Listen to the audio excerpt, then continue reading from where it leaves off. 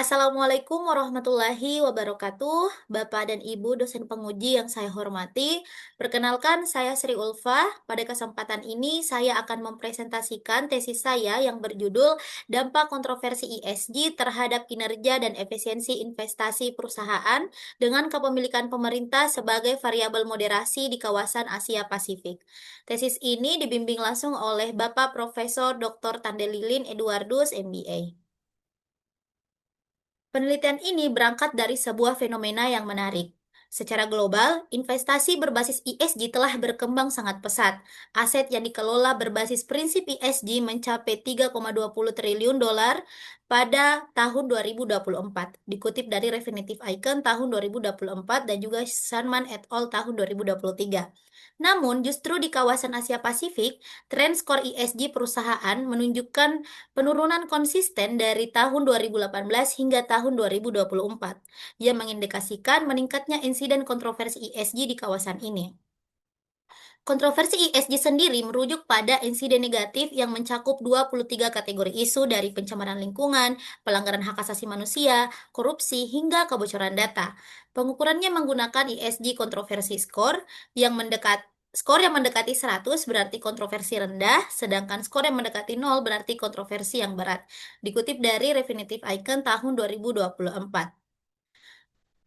Kasus-kasus ini juga sangat nyata yang ada di kawasan Asia Pasifik, seperti terdapat pada pencemaran tailing PT Freeport di Sungai Ajwa di Indonesia, yang dijelaskan dalam penelitian Putri et al. Tahun 2024, serta eksploitasi buruh migran di Malaysia, sebagaimana dikutip dari penelitian ASIS tahun 2025, adapun kebocoran data di Cina, serta pemecatan massal serikat pekerja di India, sebagaimana dikutip dari penelitian Juka dan Muren pada tahun 2024.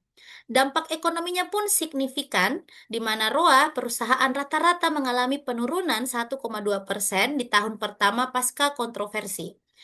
Adapun Tobin-Skew juga mengalami penurunan sekitar 3,5%, dikutip dari penelitian Gofur dan Gould serta Wang pada tahun 2025. Dan yang mengkhawatirkan, dampak ini bisa bertahan hingga 3 tahun, yang juga disebut dengan scaring effect. Ini terjadi karena pasar bereaksi jauh lebih keras terhadap berita buruk dibandingkan dengan berita baik, yang juga dikenal dengan negativity bias. Selain kinerja, terdapat dimensi lain yang belum banyak dieksplorasi, yaitu efisiensi investasi. Kontroversi ESG dapat mengganggu keputusan investasi melalui dua jalur. Pertama, underinvestment. Kontroversi memperketat akses pembiayaan sehingga perusahaan terpaksa melewatkan proyek yang bernilai positif. Dikutip dari penelitian Myers dan Majluf, Zhang et al. Tahun 2024. Kedua, overinvestment defensif. Terdapat tekanan reputasi yang mendorong manajer membelanjakan sumber daya yang berlebihan pada program CSR simbolis tanpa kelayakan ekonomi. Bukti empiris menunjukkan jalur underinvestment yang lebih dominan, sebagaimana dalam penelitian Bitle dan Gu dan Lee pada tahun 2025. Lalu muncul sebuah pertanyaan, mengapa kepemilikan pemerintah itu penting? Karena badan usaha milik negara mendominasi sektor yang paling rentan terhadap kontroversi ESG, seperti pada sektor energi, pertambangan, infrastruktur, dan juga utilitas. Secara empiris, badan usaha milik negara terbukti mengalami penurunan kinerja yang lebih kecil dibandingkan dengan perusahaan swasta pasca kontroversi. Sebagaimana dijelaskan dalam penelitian He et al., Abdul Aziz dan Nguyen et al. Tahun 2025. Namun, apakah perlindungan ini juga berlaku terhadap efisiensi investasi? Inilah yang akan perlu diuji secara mendalam. Dari sini kami mengidentifikasi 3 research gap. Yang pertama, dampak ekonomi kontroversi ESG masih sangat underexplored. Yang kedua, belum ada pengujian simultan kinerja dan efisiensi investasi dalam satu kerangka empiris di Asia Pasifik. Ketiga, minimnya bukti peran moderasi kepemilikan pemerintah atas kedua dimensi tersebut secara terintegrasi. Dari ketiga kesenjangan tersebut, kami merumuskan tiga pertanyaan penelitian. Pertama, apakah kontroversi ESG berpengaruh terhadap kinerja perusahaan? Kedua, apakah kontroversi ESG berpengaruh terhadap efisiensi investasi perusahaan? Ketiga, apakah kepemilikan pemerintah memoderasi pengaruh kontroversi ESG terhadap kinerja perusahaan?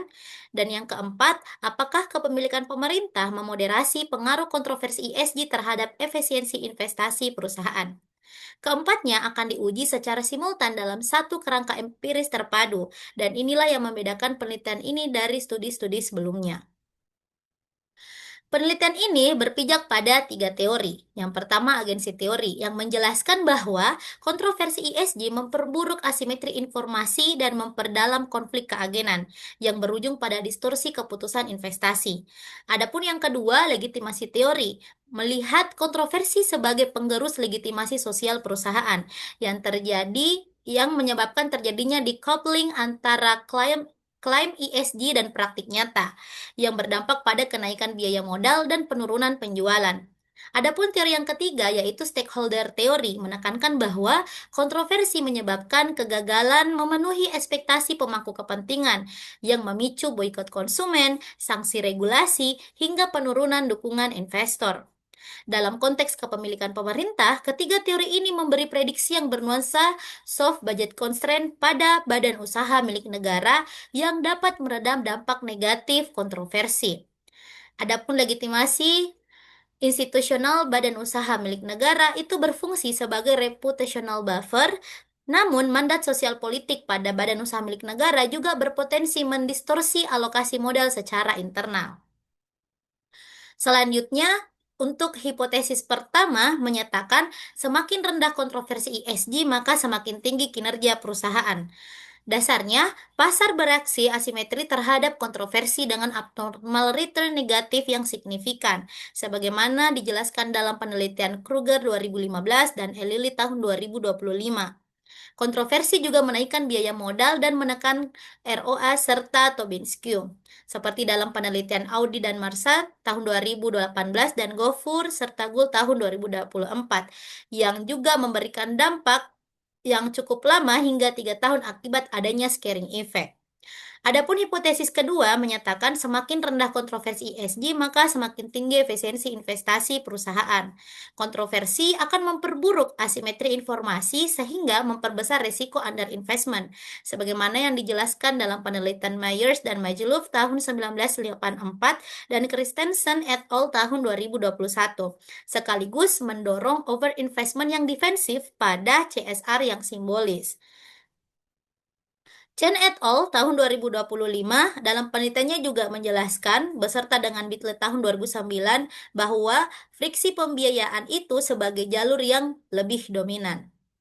Adapun untuk hipotesis 3 menyatakan bahwa kepemilikan pemerintah memperlemah pengaruh kontroversi ESG terhadap kinerja, di mana BUMN memiliki akses pembiayaan yang lebih stabil melalui soft budget constraint.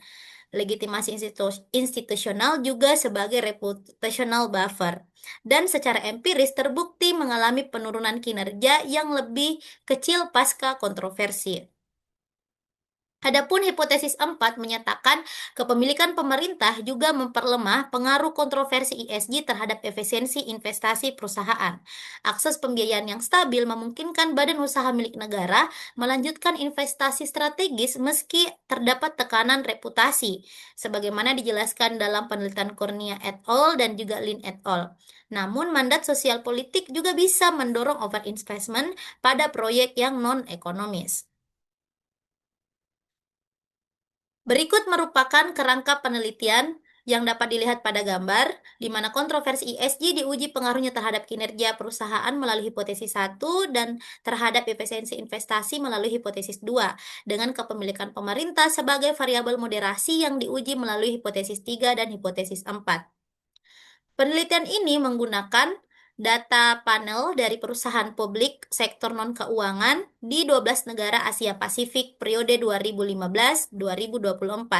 Dari populasi awal terdapat 28.028 perusahaan dan setelah dieliminasi data yang tidak lengkap diperoleh sampel akhir sebanyak 4.065 perusahaan dengan total observasi sebanyak 27.547 observasi. Tiga negara dengan representasi terbesar adalah Singapura, Cina, dan juga Jepang. Adapun Indonesia berkontribusi sekitar 56 perusahaan dengan sekitar 436 observasi. Data perusahaan bersumber dari Refinitiv Icon dan data makroekonomi diperoleh dari World Bank, di mana penelitian ini diolah menggunakan software Stata. Selanjutnya, definisi operasional. Yang pertama, variable dependent terdiri dari ROA sebagai proksi kinerja akuntansi, Tobin-Skew sebagai proksi nilai pasar, dan efisiensi investasi yang dihitung menggunakan pendekatan residual dari model Chen et al. 2011. Adapun variable independent, yang utama adalah ESG Controversy Score yang diambil dari data Refinitiv Icon yang merangkum 23 topik kontroversi kontroversi. Skor tinggi berarti kontroversi rendah, dan skor rendah berarti kontroversi yang berat. Selanjutnya, variabel moderasi yaitu state-owned enterprise atau kepemilikan pemerintah diukur dengan menggunakan dummy 1 untuk SOE dan 0 untuk non-SOE. Selanjutnya, variabel kontrol mencakup cash holding, likuiditas, pertumbuhan GDP, inflasi, dummy COVID-19, dan ukuran dewan direksi atau board size. Selanjutnya, model dan pengolahan data. Penelitian ini menggunakan dua model. Model 1 menguji pengaruh langsung kontroversi ESG terhadap kinerja. Yang kedua, memasukkan variabel interaksi ESG kontroversi dengan state-owned enterprise untuk menguji moderasi kepemilikan pemerintah, serta dijalankan juga pada subsample overinvestment dan underinvestment secara terpisah. Pemilihan antara Fish effect dan random effect dilakukan melalui uji Hausman dan juga dilakukan uji robustness menggunakan model alternatif dari Bitley et al. Tahun 2009. Berikut merupakan statistik deskriptif yang menunjukkan distribusi seluruh variabel yang berada pada rentan yang wajar. Matriks korelasi yang berpasangan juga mengkonfirmasi bahwa tidak terdapat masalah multikolinialitas yang serius, sehingga estimasi regresi yang dihasilkan dapat diandalkan. Selanjutnya, hasil dan discussion untuk hipotesis 1 dan hipotesis 2. Hipotesis 1, kontroversi ESG terhadap kinerja. Di sini hipotesis 1 terdukung di mana kontroversi ESG berpengaruh signifikan terhadap kinerja pada kedua proksi, yaitu Tobin-Skew yang memperoleh koefisien 0,009 di mana p-value lebih kecil dari 0,01 dan pada ROA diperoleh nilai koefisien 0,001 di mana p-value juga lebih kecil dari 0,05. Artinya semakin rendah kontroversi ESG, maka semakin tinggi nilai pasar dan juga profitabilitas perusahaan. Temuan ini konsisten dengan prediksi negativity bias dari riset Menderita et al. Tahun 2023 dan juga mendukung legitimasi teori dari Suchman 1995, di mana kontroversi mengikis legitimasi sosial perusahaan dan memicu respons negatif yang terkoordinasi dari konsumen, buruh, hingga regulator yang pada akhirnya akan menaikkan biaya operasional dan menggerus kepercayaan investor. Efek ini terbukti lebih kuat di pasar berkembang Asia Pasifik akibat kualitas institusi yang relatif lebih rendah, sebagaimana dikutip dari penelitian Audi dan Marsat tahun 2018 dan Gofur dan Gul tahun 2024. Selanjutnya, untuk hipotesis 2 juga diperoleh hasil yang terdukung, di mana pada model keseluruhan diperoleh nilai koefisien 0,001 di mana p-value lebih kecil dari 0,05, yang berarti semakin rendah kontroversi ESG maka semakin efisien alokasi investasi perusahaan. Mekanisme yang bekerja adalah melalui jalur pembiayaan, di mana kontroversi akan memperburuk asimetri informasi, kreditur memperketat akses pendanaan, dan perusahaan terpaksa melewatkan proyek investasi yang bernilai. Meskipun tekanan reputasi secara teoritis juga bisa memicu overinvestment defensif, namun di sini juga dilakukan uji heterogenitas untuk mengkonfirmasi efek tersebut yang tidak signifikan hanya pada overinvestment saja, namun juga menegaskan tentang friksi pembiayaan sebagai jalur yang dominan. Selanjutnya, hipotesis ketiga, moderasi terhadap kinerja, di mana variabel interaksi ESG kontroversi dan juga SOE yang bernilai negatif dan signifikan. Adapun nilai Tobin skew dengan nilai minus 0,0023, di mana p-value lebih kecil dari 0,01, dan ROA dengan koefisien minus 0,0003, di mana p-value lebih kecil dari 0,01. Kepemilikan pemerintah itu memperlemah hubungan positif antara rendahnya kontroversi ESG dan juga kinerja perusahaan. Ini terjadi karena BUMN memiliki reputational buffer dan dukungan pemerintah yang meredam tekanan pasar. Dikutip dari Bob Bakery et al. Tahun 2012 dan juga Vieira tahun 2012. Adapun mekanisme soft budget constraint juga memungkinkan BUMN tetap mengakses pendanaan meski menghadapi tekanan reputasi, sehingga sinyal kontroversi ESG tidak sepenuhnya diteruskan ke kinerja perusahaan. Selanjutnya, hipotesis 4, moderasi terhadap efisiensi investasi. Nah, hipotesis 4 ini ditolak karena eh, koefisien interaksi minus 0,002 itu tidak signifikan. Kepemilikan pemerintah ini tidak terbukti memperlemah hubungan antara kontroversi ESG dan juga efisiensi investasi. Ini mengindikasikan bahwa perlindungan kepemilikan pemerintah bersifat terbatas dan tidak universal, sebagaimana dijelaskan dalam penelitian Corney dan juga Jangkov dan Wang et al. Untuk memahami mengapa ini demikian, maka dilakukan juga analisis heterogenitas untuk memberikan penjelasan yang lebih mendalam. Selanjutnya, analisis heterogenitas. Temuan yang kami dapatkan ini bernilai substantif dan menjadi novelty dari tesis kami juga. Nah, tanpa moderasi dari state-owned enterprise, pengaruh kontroversi ESG terhadap efisiensi investasi hanya signifikan pada subsample underinvestment dengan nilai koefisien 0,004, p-value lebih kecil dari 0,01, sedangkan pada subsample overinvestment ini tidak signifikan. Ini memperkuat jalur friksi pembiayaan sebagai mekanisme yang dominan. Namun, ketika kepemilikan pemerintah dimasukkan sebagai variabel moderasi, efek pada subsample underinvestment pun menjadi tidak signifikan. Pola ini mengungkap sebuah asimetri struktural yang penting, di mana soft budget constraint memang efektif melindungi BUMN dari sanksi pasar eksternal, yang dimana tercermin dari kinerja yang terjaga. Namun, perlindungan itu tidak mampu mengoreksi distorsi alokasi modal di internal perusahaan. Dana yang tersedia justru dialihkan untuk memenuhi mandat sosial politik, bukan ke proyek yang bernilai ekonomis, konflik keagen berekonomis, dan konflik keagenan manajerial tetap berjalan di dalam. Nah, kesimpulannya, perlindungan kepemilikan pemerintah ini bersifat selektif, bukan universal, dan efektif meredam tekanan dari luar, namun tidak menyentuh kualitas keputusan investasi dari dalam, sebagaimana yang dijelaskan dalam penelitian Darwadkar et al. Tahun 2025 dan Wang et al. Tahun 2025. Selanjutnya, uji robustness yang menggunakan spesifikasi alternatif dari model Bitly tahun 2009. Ini menunjukkan bahwa arah dan signifikansi koefisien utama tetap konsisten. Ini memberikan keyakinan bahwa temuan penelitian ini robust dan tidak bergantung pada satu spesifik model tertentu. Selanjutnya, kesimpulan, implikasi, dan juga saran. Kesimpulan yang pertama, di mana kontroversi ESG memiliki konsekuensi ekonomi yang terukur, asimetris, dan bertahan lama. Sehingga semakin rendah kontroversi ESG, maka semakin tinggi kinerja dan semakin efisien investasi perusahaan, dengan dampak yang terkonsentrasi pada mekanisme underinvestment melalui jalur friksi pembiayaan. Adapun kesimpulan kedua, kepemilikan pemerintah memperlemah dampak kontroversi ESG terhadap kinerja, di mana efektif meredam sanksi pasar eksternal, namun tidak terbukti memperlemah dampak terhadap efisiensi investasi, yang mengungkap asimetri struktural dan perlindungan BUMN bekerja di tingkat pasar eksternal tetapi tidak mengoreksi distorsi alokasi modal internal. Perlindungan BUMN ini sangat selektif dan bukan universal.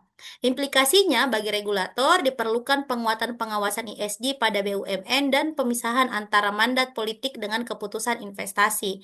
Bagi manajemen, prioritas pada manajemen risiko ESG yang substantif, bukan hanya pada CSR yang simbolis. Adapun bagi investor, ESG score ini layak dijadikan indikator risiko jangka panjang dengan mempertimbangkan perbedaan antara state-owned enterprise dan juga non-state-owned enterprise.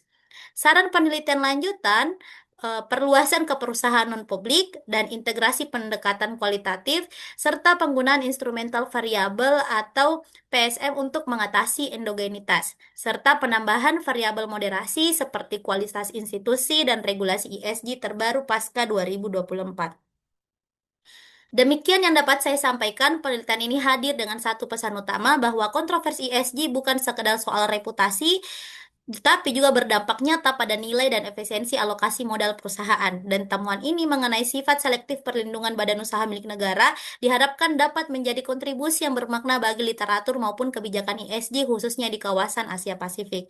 Saya sangat mengharapkan masukan dan arahan dari Bapak Ibu penguji untuk penyempurnaan penelitian ini. Terima kasih atas perhatian dan kesempatan yang telah diberikan. Wassalamualaikum warahmatullahi wabarakatuh.